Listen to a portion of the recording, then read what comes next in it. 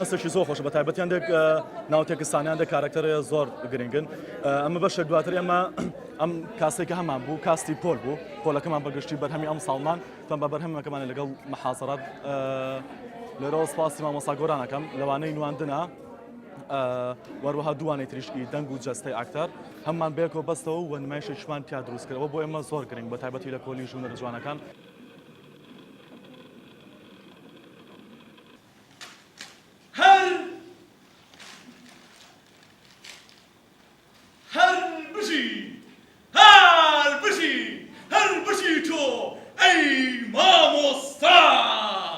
گێڕان و دروستکردنی فیستیڤاڵە دنیای باوە بە تایبەتی لە ناو دەستگای ئەکادیمی هونەریەکانی وەکو پەیمانگە و کۆلێژ و ئەو جۆرە شوێنە هونەریانە ئێمەش بە تێگەیشتنمان بە ئەو منتەڵەقە ئەکادیمیە و تێڕوانی نەزانستی ساڵانە هەوڵێن کە کار و چالاکیەکانمان بەشیشان کۆ بکەنەوە بۆ فیستیڤاڵ و بەشیشان بۆ دوای یا پێش فیستیڤاڵ بەڵام ئەمانجی باڵاتر لە ئیشکردن لەگەڵ قوتابیانە ئەوەیە کە ئێمە هەمیشە و دەرسانەی کە پیانە لەسەر ئاستی تیۆری دواتر بتوانین لە پرۆژەیەکی هونەریە لەسەر ئاستی پراکتیکی پراکتیزەی بکەین و بێتر مایشێکیشان.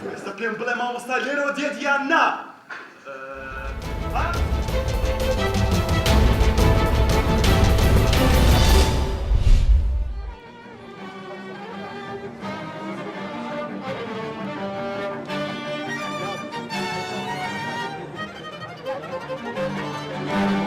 Nou, het is eigenlijk een landelijke traditie. Het is Koningsdag. De koning is jarig en dat wordt door heel Nederland gevierd met heel veel verschillende activiteiten. Dat begint al in de nacht voor de dag eigenlijk. Dan heb je het King's Night, dan zijn er overal feesten en vrijmarkten. Hier in het Stadspark is ook een vrijmarkt. Kun je gewoon met je spullen gaan zitten, kun je verkopen. Voor mij is het gewoon een dag dat we met allen samen hier gewoon gezellig bij elkaar zitten. En iedereen zijn oude rommel mag verkopen. En ja, dat is gewoon gezellig en wat betekent dat voor mij?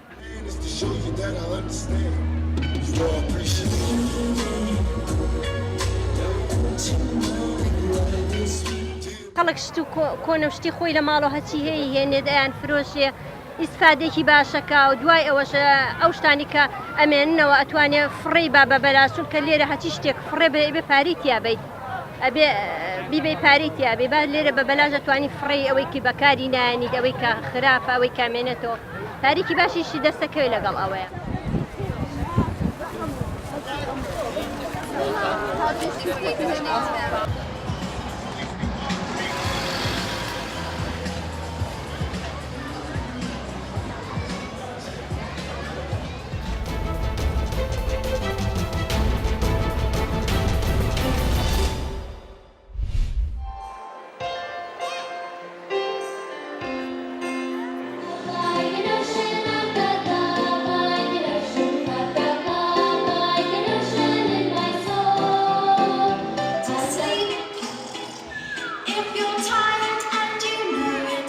ئەمڕۆ کۆنسرتێکمان ئەنجامدا کە کۆنسرتی دووەم ساڵمانە لەژێر ناونیشانی ئاشتی و پێکەوەژیان مەبەستیشمان بوو کە ئەم ناونیشانە هەڵبژێرین لەبەر ئەوە کە کوردستان ڕوبەڕووی کۆمەڵێک کێشە بوویتەوە و ئێمە جگەر لە گرنجیدانمان بە بواری زانستی و ئەکادیمی کۆمەڵێک چەمک لە باخچەی ساوانەوە فێری مناڵانەکەین کە کۆمەڵی چەمکی مرۆڤیە ئەویش ڕێزگرتن و خۆشەویستی و هەروەها پێکەوەژیان و یەکتر قبولکردنە.